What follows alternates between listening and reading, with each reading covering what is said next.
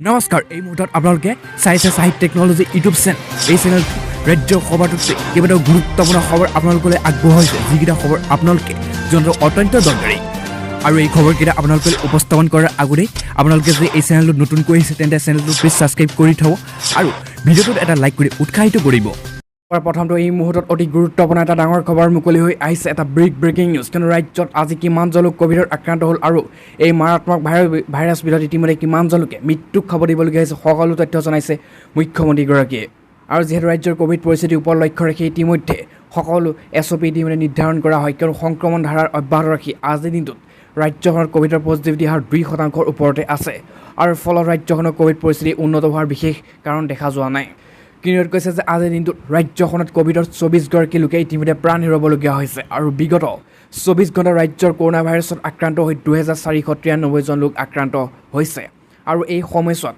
24 ঘণ্টাত 1,17,087টা কোভিড পৰীক্ষা সম্পূৰ্ণ কৰা হৈছিল আৰু এইখিনিতে আহিছে এক ভয়ংকৰ খবৰ কিয়নো কামৰূপ মেট্ৰত বিগত 24 ঘণ্টাত কোভিডৰ আক্ৰান্ত হৈছে 247গৰাকী লোকৰ আৰু ইতিমধ্যে ৰাজ্যৰ কেইবাখনো জিলাত হ'ব পাৰে লকডাউন কিয়নো কোভিড পৰিস্থিতিৰ ওপৰত হাৰ হৈছে 2.13% আৰু এই সময়ছোৱাত সুস্থতাৰ হাৰ হৈছে 94.75%। শেহতীয়াকৈ ৰাজ্য চৰকাৰে এসপ্তাহৰ বাবে নতুন SOP জাৰি কৰিছে মুঠ 7খন জিলাত সম্পূৰ্ণ লকডাউন চলি আছে বৰ্তমান পাছত এই মুহূৰ্তত আন এটা ডাঙৰ খবৰ মুকলি হৈ আহিছে এটা বহুতেই ডাঙৰ খবৰ কিয়নো ৰাজ্য চৰকাৰে যিহেতু এখন SOP জাৰি কৰিছে আৰু এই SOPখন বৰ্তমান চলি আছিল কিন্তু হঠাৎ ৰাজ্যত পুনৰ শক্তিশালী হৈছে কৰোনা ভাইৰাছ আৰু কোন জিলাত ইতিমধ্যে বৃদ্ধি পাইছে কৰোনা ভাইৰাছ আৰু এইকেইখন জিলাত দিয়া হ'ব কঠোৰ নীতি নিৰ্দেশনা এই কথা স্পষ্ট কৰিছে ৰাজ্যৰ মুখ্যমন্ত্ৰী হিমন্ত বিশ্ব শৰ্মাৰ অধ্যক্ষতাত কেবিনেটত ইতিমধ্যে এই কথা উল্লেখ কৰিছে আৰু ৰাজ্যৰ কেইবাখনো জিলাত কঠোৰ নিৰ্দেশনা দিব এইকেইখন জিলা কোনো স্পষ্টভাৱে জনাইছে আৰু অসমত পুনৰ শক্তিশালী ৰূপত কৰোনা ভাইৰাছে দেখা দিছে কিয়নো চৰকাৰ কঠোৰ নিয়মৰ পাছতো বহু জিলাত ইতিমধ্যে অপৰিৱৰ্তিত কোভিড পৰিস্থিতি হৈ পৰিছে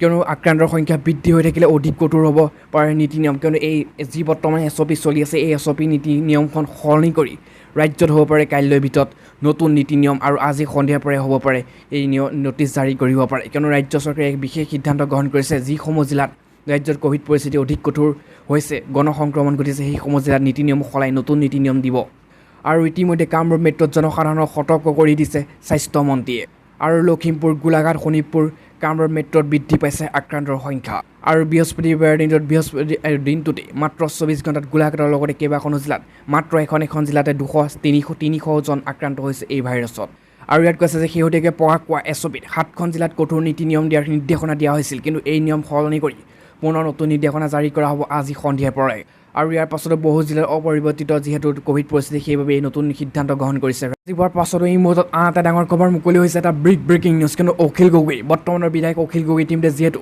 উপ নিৰ্বাচন হ'ব গৈছে অসমত আৰু তাৰ বাবে ইতিমধ্যে অখিল গগৈৰ কংগ্ৰেছত যোগদান কৰিব নেকি নে সাম্প্ৰদায়িক দলৰ লগত যোগদান হ'ব কিন্তু এক বৃহৎ খবৰ মুকলি হৈ আহিছে আৰু ইয়াত কিন্তু প্ৰথমতে কৈছে যে আমচুৰ সাম্প্ৰদায়িক নেতাক আশ্ৰয় দিলে ৰাইজৰ দলক কোনো কাৰণতে সহযোগ নকৰে হুংকাৰ দিলে শৃংখল চলি হয় আৰু তাৰ লগতে ইয়াত কৈছে শুকুৰবাৰে সংবাদমেল সম্বোধন কৰি বীৰ লাচিত সেনা অসমৰ সাংগঠনিক সাধাৰণ সম্পাদক শৃংখল চলিহাই কেতবোৰ গুৰুত্বপূৰ্ণ মন্তব্য কৰিছে আৰু আগন্তুক মৰিনী সমষ্টিৰ উপ নিৰ্বাচনৰ জাতীয়তাবাদী শিবিৰ নেতাক বীৰ লাচিত সেনাই সমৰ্থনত জনাব বুলি জানিবলৈ দিয়ে কিন্তু আমচুৰ সাম্প্ৰদায়িক নেতাক আশ্ৰয় দিলে ৰাইজৰ দলক কোনো কাৰণতে সহযোগ নকৰে বুলি স্পষ্টকৈ জনাই দিলে শৃংখল চলিহাই আৰু সাংবিধানিক সংবাদমেলত শৃংখল চলিহাৰ লগতে স্পষ্টভাৱে উপস্থিত থাকি কোনো সংগঠনৰ আৰু নেতাৰ ৰত্নপানী ফুকন ইতিমধ্যে উপস্থিত থাকে আৰু সংবাদ মাধ্যমৰ আগত আগন্তুক মৰিনী সমষ্টিৰ উপ নিৰ্বাচনৰ মূল যুঁজ মুখ্যমন্ত্ৰী হিমন্ত বিশ্ব শৰ্মা আৰু অখিল গগৈৰ মাজত হ'ব বুলি উল্লেখ কৰে ফুকনে আৰু ৰত্নপানী ফুকনে ইতিমধ্যে আনকি কয় যে হিমন্ত বিশ্ব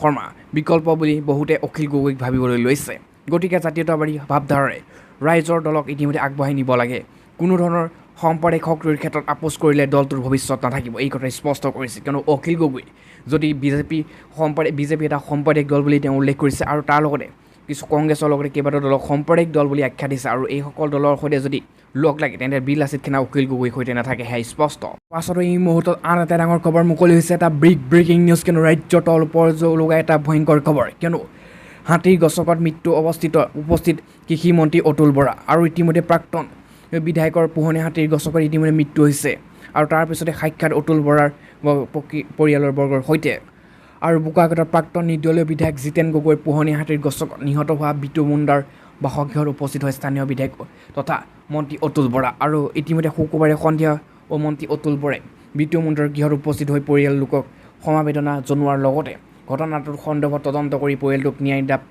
প্ৰাপ্তিৰ প্ৰতিশ্ৰুতি প্ৰদান কৰে। আৰু উল্লেখযোগ্য যে বৃহস্পতিবাৰৰ দিন দুপৰতে জিতেন গগৈ জ্ঞানদীপ চাহ বাগিচাৰ সমীপত পোহনীয়া হাতীৰে আক্ৰমণ চলি নাহৰজান চাহ বাগিচাৰ 14 বছৰীয়া কিশোৰ বিটু মুণ্ডাক নিহত কৰিছিল। আৰু বাগিচাৰ শ্ৰমিকে জিতেন গগৈ ঘৰ ঘেৰাও কৰি পৰিস্থিতি উত্তপ্ত কৰি তুলিছিল।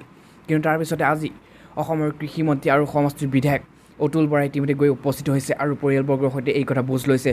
হাতী মৰা জেগাত যি জেগাত ইতিমধ্যে হাতী হত্যা কৰিছিল সেই জেগাত ইতিমধ্যে উপস্থিত হৈছে কৃষিমন্ত্ৰী অতুল বৰা।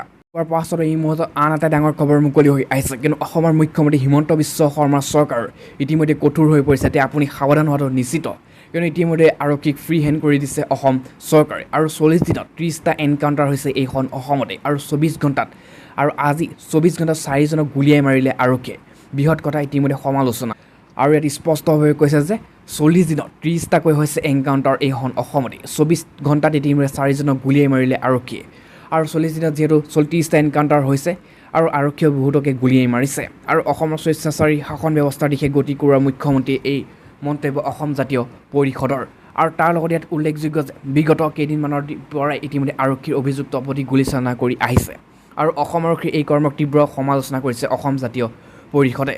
আৰু পৰিষদে ইতিমধ্যে শুকুৰবাৰে এক সংবাদমেল সম্বোধন কৰি কয় যে আমি সকলোৱে এখন অপৰাধমুক্ত সমাজ বিচাৰোঁ আৰু অপৰাধে কঠোৰ শাস্তি পোৱাটো বিচাৰোঁ। আমাৰ দেশত অপৰাধীক শাস্তি দিবৰ বাবে সংবিধান বিধি ব্যৱস্থা আছে, IPC CRPC আদি বিধান আছে। আৰু এজন অপৰাধীক আৰক্ষীয়ে কৰায়ত্ব কৰিব, ক্ষিপ্ৰতাৰে নিৰাপত্তা নিৰপেক্ষ তদন্ত কৰিব, যথাসময়ে আদালতৰ অভিযোগনামা দাখিল কৰিব আৰু আদালতে বিচাৰ কৰিব আৰু অপৰাধীক শাস্তি দিব। এইটোৱে হ'ল প্ৰচলিত ব্যৱস্থা। কিন্তু এই দায়িত্বসমূহ আৰক্ষী বিভাগে সঠিকভাৱে পালন কৰিছিল নে কৰা নাছিল সেইটোৱে পৰীক্ষা কৰিব লগা বিষয়। যদি কৰা নাছিল সংস্কাৰ ব্যৱস্থা কৰাটোহে এখন নতুন চৰকাৰৰ দায়িত্ব। কিন্তু মুখ্যমন্ত্ৰীয়ে যোৱা 5 জুলাইত আৰক্ষী বিভাগৰ সৈতে হোৱা বৈঠকত ইতিমধ্যে আৰক্ষী বিভাগক এটা গাইডলাইন দিছে আৰু অতি দাম্ভিকভাৱে ঘোষণা কৰি কৈছে যে এতিয়া এইটোৱে পেটাৰ্ণ হ'ব। পেটাৰ্ণটো হ'ল অপৰাধী পলালে গুলিয়াব লাগে। আৰু ইতিমধ্যে উল্লেখযোগ্য যে পেটাৰ্ণৰ তীব্ৰ বিৰোধিতা কৰিছে সংগঠনটোৱে।